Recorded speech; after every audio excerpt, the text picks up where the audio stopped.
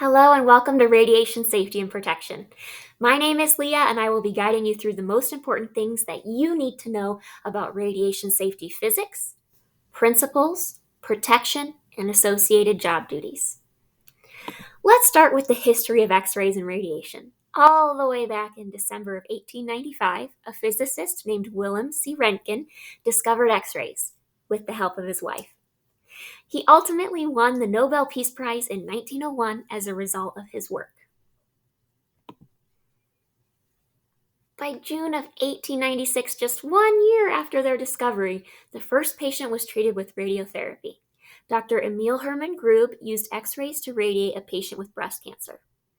Unfortunately, Emil died from cancer caused by extensive radiation exposure, as did many other great pioneers in the field of radiology. Now, Röntgen unknowingly started a scientific revolution with his discovery. Following in Röntgen's steps, Marie Curie coined the term radioactivity, and Ernest Rutherford classified X-rays into alpha, beta, and gamma radiation categories. Now that we've discussed the history of X-rays, let's talk about the physics of them. What is radiation anyway? Well, radiation is the transmission of energy as waves or particles. This radiation can be ionizing or non-ionizing. Ionizing radiation has well-known biological effects like skin erythema or burns, which we will talk about later. X-rays are a penetrating form of high-energy electromagnetic radiation. There are two major types of X-rays, Bremsstrahlung and characteristic. Now that we know how X-rays are formed, let's talk about the basic radiation safety principles and their importance for both radiology employees and patients. We follow three major principles when it comes to radiation safety. We certainly like to keep it simple around here. Number one is time. Less time in the X-ray beam means less dose. Number two is distance. The further away you are from the primary beam, the less dose you will accumulate. Third is shielding. Increased shielding results in less dose. We here in radiology like to follow an excellent acronym termed ALARA, as low as reasonably achievable. This term was coined by the National Committee on Radiation Protection in 1971 and has been used with great success ever since. We ultimately want to create an environment in which we achieve maximum diagnostic benefit while keeping the minimum exposure necessary. Dose limits contribute greatly to the safekeeping of staff by setting limits that must be followed to protect us. The amount of radiation a person receives is called a dose and is measured in rem or millirem. The average person in the United States receives a radiation dose of about 0.62 rem or 620 millirem each year. Medical diagnostic X-rays contribute more to the exposure of population rather than all the other man-made sources of radiation. As an occupational radiation worker, you may be exposed to more radiation than the general public. The occupational exposure limits are set so low, however, that medical evidence gathered over the last 50 years indicates no clinically observable injuries to individuals due to radiation exposure when the established radiation limit is not exceeded. The risk to individuals at the occupational exposure level is considered to be negligible. Many people in the general public will receive additional radiation for medical reasons.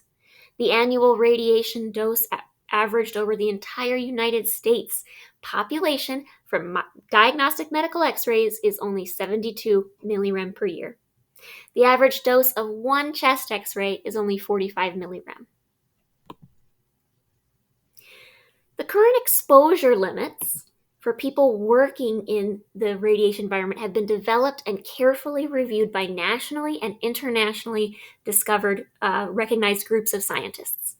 On average, we experience approximately 360 millirem per year just from background exposure. The whole body dose limit per year is 5,000 millirem, and a pregnant employee should not exceed 500 millirem for the duration of her pregnancy. As you can see, typical doses for X-ray exams vary greatly from dental X-rays all the way up to a full-body CT. When we think back to the background radiation I mentioned earlier, it helps to put these doses into perspective. That 360 millirem converts to 3.6 millisieverts.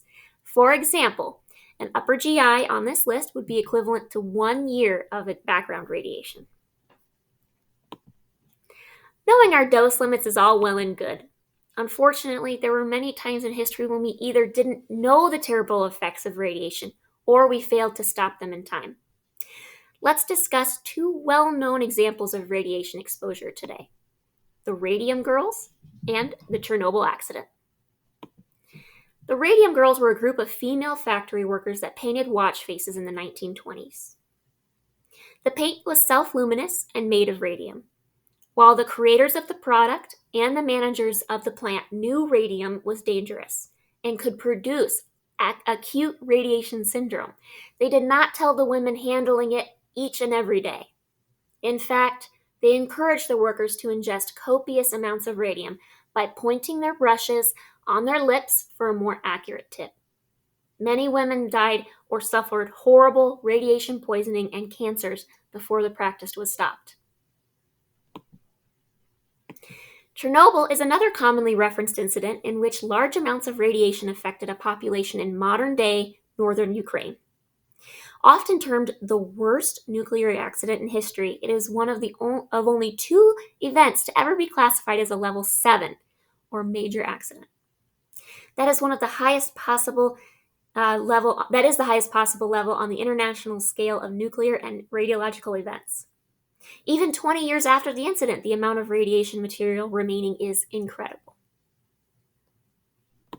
After seeing these grisly examples, let's determine the various job duties in radiation safety so these accidents don't happen to us in our workplace. Between a radiation safety officer, a medical physicist, and our governing bodies, we have the responsibilities of radiation protection covered. Up-to-date radiation safety policies and procedures are essential for any healthy radiology department. A radiation safety officer, or RSO, should be involved at all times during the creation and implementation of radiation safety protocols.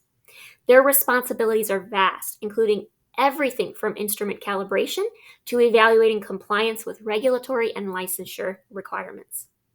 A team of personnel that are trained and educated on radiation safety may be required to aid the RSO. This safety committee is responsible for setting up and implementing standard operating procedures on radiation safety that will house emergency preparedness, training expectations, quality assurances, and all necessary credentials for the site. Registering the radiation equipment with the state, as well as setting up personal monitoring programs, are the final steps to implement in a successful radiation safety campaign. These are items that need to be made consistently, from regularly collecting and evaluating dosimeter badges to completing yearly inspections and licensure. Facilities must also include a qualified expert, like a healthcare physicist, to develop a shielding plan for the rooms in which radiation will be utilized. This plan is generally submitted to the state for evaluation, and then regularly scheduled surveys are performed to determine proper signage implementation and dose limit compliances. Organizations in the United States must ensure that their radiation safety policies align with governing bodies. The primary responsibility for radiation protection lies with the EPA, the NRC, and the DOE. In addition, the National Council on Radiation Protection and Measurements, Occupational Safety and Health Administration, and varying state laws are involved to protect their employees from radiation exposure. Ensuring compliance with the above communities will really result in a safer environment for technologists.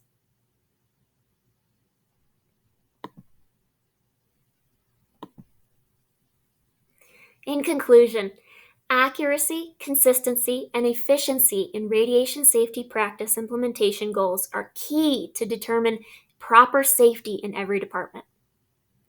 Engaging with staff regarding proper safety rules and enacting safety training will keep employees apprised of organizational changes, as well as how to act in situations that call for radiation safety tools. Thank you for your time.